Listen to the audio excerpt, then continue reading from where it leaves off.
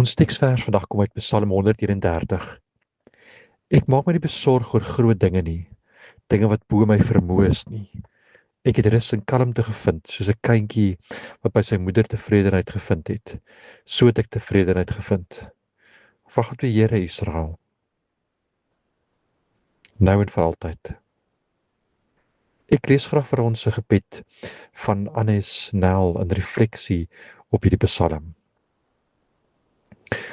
Grenslose liefde, U wat ons soos 'n ma op die skoot tel en tot rus bring, wat met sakke vol beloftes voor ons staan, wat ons oorlaai met onbegrensde liefde. Dankie vir die veiligheid van U nabyheid. Dankie vir U vrygewige liefde. Dankie dat U nie soos mense is wat vergeld, haat en 'n behaag het in straf nie. Maak my ook 'n mens by wie ander gebroke mense ook veilig sal voel. Ek vra in die naam van Jesus Christus, in wie al die gawes wat God aan ons geskenk het, werklikheid geword het. Die een wat vir gebrokenis gekom het. Amen.